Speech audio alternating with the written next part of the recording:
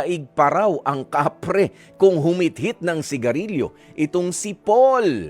Kaya ang kanyang live-in partner na si Nadine ay gusto na raw hiwalayan ang kinakasama niyang si Paul. At sa tindi nga ng problema ni Nadine sa kanyang live-in partner ay nagawa niya na ngang ipabarangay ito. Ha? O matindi na nga yan. Dahil sa hanggang ngayon ay hindi pa rin daw talaga gumagaling ang kanya namang ubo sa nalalanghap na usok mula sa sigarilyong hinihit-hit nitong si Paul. Kaya naman kausapin po natin mula sa Montalban si Nadine.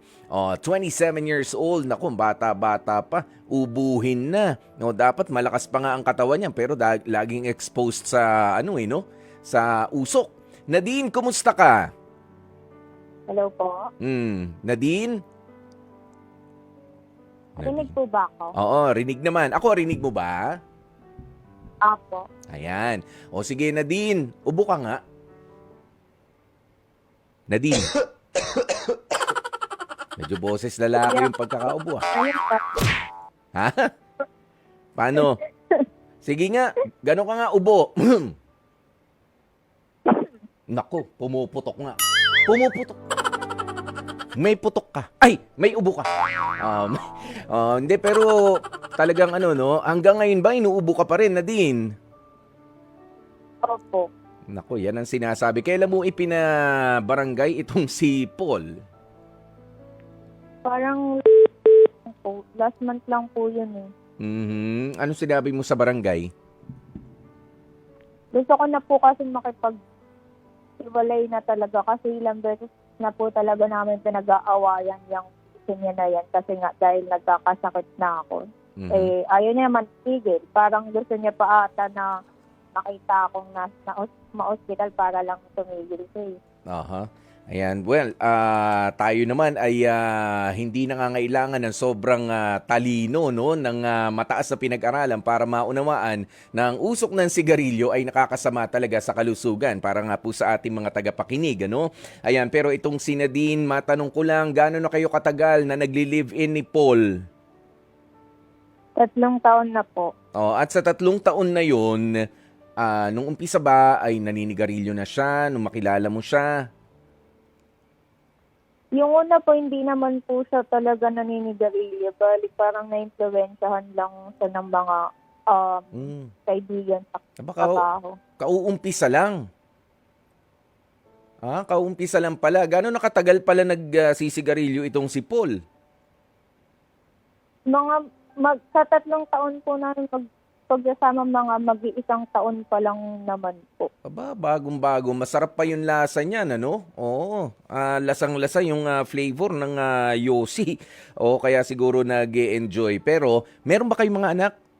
Wala pa? Wala po. Wala naman. So, nagli-live-in kayo. Ikaw may trabaho ka rin, Nadine. Tama? Opo. Oo. Okay. Yeah, 1 year na naninigarilyo itong si Paul. At sa bilang mo, syempre binabantayan mo, nakakailang kahabayan ng Yossi? Parang nakakalagpas isang kaha po nga po ata siya. Sa isang maghapon. Opo. Kumusta Kumusta yung paglalambingan ninyo nung hindi pa siya naninigarilyo at yung paglalambingan ninyo kapag nitong amoy amoy beha na? Ay, dati po, super okay po kasi wala naman po kami nagiging problema dati. Ngayon, parang isa po kasi sa pinakaayaw ko sa lalaki yung di siya talaga na sigarilyo kasi mabaho po yun eh. Yeah. Opo, tapos masama din po sa pakiramdam since nagtatrabaho lang din po ako dito sa bahay. So, kulob na kulob po yung usok. Ayun lang, naninigarilyo pa sa loob ng bahay. Tapos naninikit pa yun sa mga damit mo kahit di ka nagyoyosi, no? Ayun Opo. lang. Okay, pagdating naman sa inyong romansa, kapag kayo'y magkatabi na sa kama, dumarating ba sa punto na pagka matutulog na, doon ka na lang, yosi ka? Opo, parang halos lagi or madalas. Oo. Okay. So, ganun nakalala talaga yung pag-yosi ni Paul. Nandito na ba si Paul sa kabilang linya?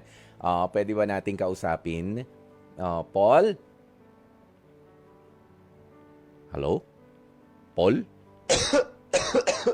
Inuubo si Paul. Gaanap yata ng Hello po? sisindihan. Paul, Ay, hello Ah. po. nasaan ka ba? Tagal mo, nag-iossi ka ba? Nakakapatay lang po. Paul, eto na. Nagsasabi na sa amin si Nadine na bago-bago ka pa lang pala na nagsisindi ng sigarilyo. Opo. Eh bakit naman Isang kinailangan taon pang... pa lang. Ayun nga, ba't naman kinailangan pa kasi manigarilyo ka? Na ano lang po, na influensyahan lang din po sa trabaho. Ba't ano ba ang Opo. trabaho mo? Ano ba yung trabaho nyo? Jeepney, ganyan, may tambucho?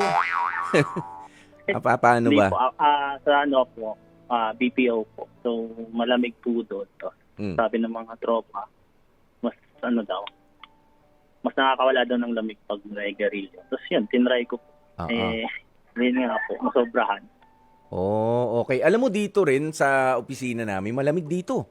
Pero ang pampawala ng lamig ay jacket o kaya naman mainit na inumin. 'Di ba? Pwede kang uminom, humigop ng mainit na tubig. Meron naman siguro sa inyo, 'di ba? Para manggaling doon. But of course, kapag i-justify nga yung ganyang klase ng mga bisyo, ay gagawin ng lahat ng paraan. Sige, magkano isang kahanang yosi mo, Paul? Nasa 100 plus po eh. Linawin mo yung plus kasi almost 200 na yan, 110. malamang. Ano no? 100? Mga 110, mga ganun po. Ay, cheap. Ba? Ay, mumurahin yan, no? Opo. Paul, yung mumurahin yan. Yung medyo, hindi naman sa ano dinidiscourage lang talaga kita. O, dahil yan yung medyo parang pagka sinindihan mo, amoy, ano yung kusot?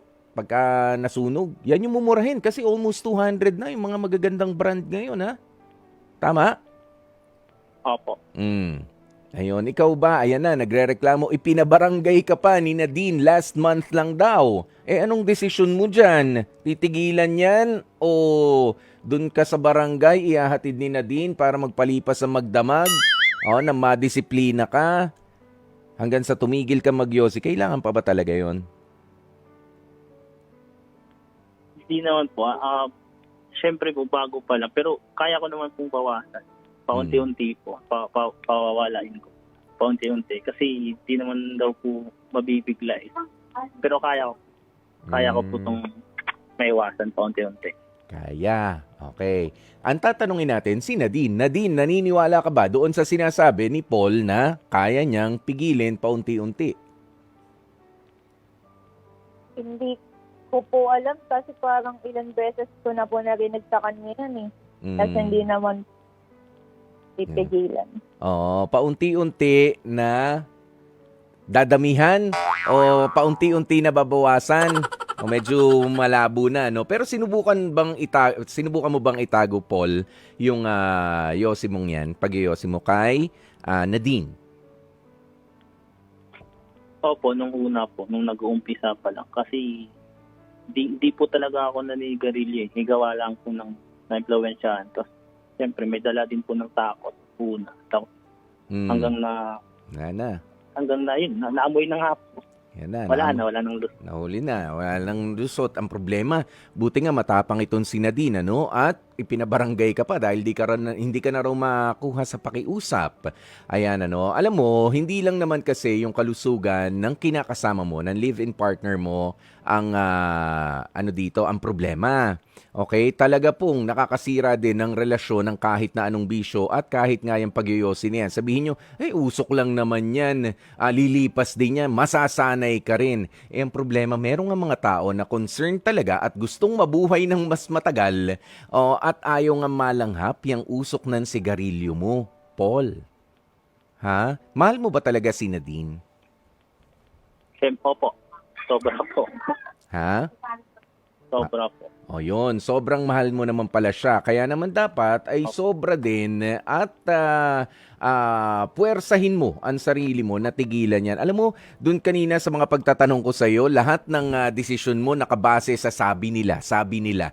Peer pressure, yung mga kasamahan mo na nung natuto ka magyosi, sabi nila para daw Ganun ka ba talaga? Papayag ka ba na nauutukan nila? Hindi naman po. Ayoko naman po ng gano'n. Oh, Pero hindi ka naman nadala lang uto-uto, po 'di ba? talaga. Hindi naman po. Ayan kasi Paul, pati dun sa pagtigil dyan sa paninigarilyo, ang sinasabi, unti-unting tigil, wala nandun pa rin yan. Alam mo, merong ganyan na sumusubok. Ikaw ba, sinubukan mo na minsan yung pagtigil talaga? Opo, kasi ano na lang po ako ngayon eh. Mga 3 to 5 sticks na lang po ako nag-garilyo. Unlike po nung nag-uumpisa talaga, Mm. parang isang kahamay git po. Oh, isang Pero kahamay ngayon, ha? kaya naman. Nabawasan ba yan dahil sa dahil sa mahal din? Or dahil sa hinihingal ka na? Hindi po, nabawasan po kasi yun nga po, lagi po kami nag-aaway. Parang, yun, paunti-unti ko din po nare-realize na tama nga po si Nadine. Yun, ganun naman talaga yan. At syempre, naku, marami naman mga pamamaraan. Alam mo, nakakahingal yung paninigarilyo. Dumating ka na rin ba ron sa punto na pati yung pagsi-CR mo ay gina-justify mo na, ay hindi, kailangan ko magsindi. O kasi hindi ako yan, yung mga ganyan. Pasintabi po sa mga nakakaintindi, na kumakain ngayon. Ganun ka rin ba? Opo, parang napapansin ko nga po na may nagbago na talaga sa yung sarili ko. Alam mo, it's all psychological. 'Di ba? Pwede ka naman mag-inhale, mag-exhale sa loob ng CR nang walang usok ng sigarilyo para mailabas mo ang kailangan mong ilabas na tawag ng kalikasan. Okay? Bakit ko nasasabi yan? 'Di ba, inamin ko naman na dito na dati rin akong nagaganyan, gina-justify ko. Pero sabi ko, parang inuuto ko lang naman yung sarili ko. Hindi naman totoo. 'Di ba? Mas masarap at sabi ko nga mas nagtatagal. Ikaw ba nagpapabango pa? Hindi ka ba nanghihinayang sa pabango? Ngayon nga po parang naghahalo na nga po yung usok saka yung pabango. Correct. Kahit anong bango ng pabango, ng perfume o ng eau de toilette na gamit mo, wala. Wala yan. Masasayang. Lalo kapag ka nahaluan nga ng usok ng sigarilyo. Tama ba yun, Nadine? Opo. Sige, sa pagkakataong ito, mag-usap nga kayo, kumbinsihin mo Paul, itong si Nadine, at ikaw naman Nadine, sige na, sabihin mo na ang lahat ng mga gusto mong sabihin kay Paul. Kung naniniwala ka, hindi ka naniniwala, pwede mo siyang i-challenge dito sa ating programa sa kung paano niya titigilan ang masamang bisyo na yan. Kasi Paul, seryoso na to, gusto kang hiwalayan ni Nadine ng dahil dyan sa malakapre mong paghit-hit buga ng sigarilyo. Go ahead.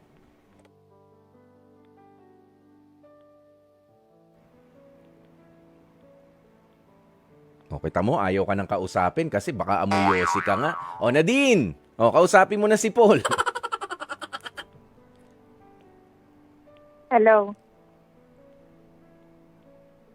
Paul. Hello. No.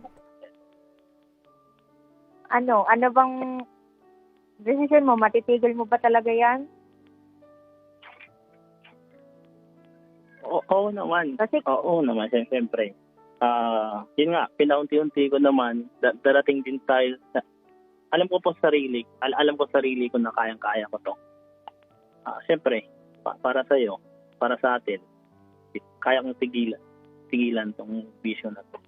Kasi di ba, una, hindi naman ako ganito na impluwensyahan lang. Sana, pagbigyan mo pa ako ng konting panahon at matitigil ko na rin. ano ba magiging assurance ko na kaya mo nang itigil yan?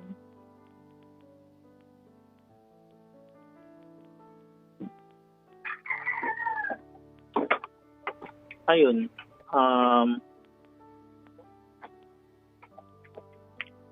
malapit na rin ako di ba mag-resign na nga ako para kasama na rin yun sa maiwasan ko yung mga barkadang yun kasi hindi talaga magandang dulot yun Napansin ko rin nung na-implementsyahan ako parang nagkagulo na rin yung takbo ng relasyon natin. Ayoko naman ng ganun. So, yun. Bigyan mo lang talaga ako ng konting panahon. Malapit na din naman.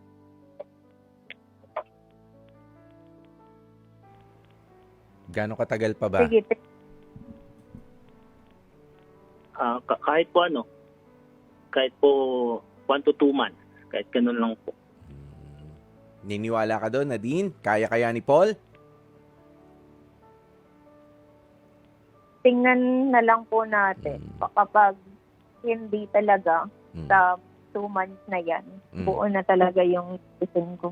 No. At ano ang desisyon mo in 2 months time, Nadine, kapag hindi pa rin tumigil sa pagpapausok itong si Paul ng sigarilyo niya?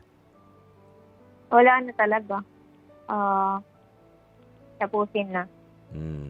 Bye-bye. Yun ang sinasabi. 'Di ba? At sana wag naman dun mapunta, Paul, ha? Maging totoo ka sa sarili mo. Wag ka na maniwala Opo. sa sinasabi ng iba na unti-unti. Yung iba pwede namang yung biglaan. Or alam mo, if I may suggest, gumawa ka ng mga activities na meron ka bang sport na may sports kang alam, Paul? Opo, meron po. Ano? Nagbabasketball po ako. Ayan. Badminton. Yun naman pala. Yayain mo si Nadine. Yun ang gawin ninyong pastime. Doon pa lang, masarap yung hingal doon. Lumalakas pa katawan mo.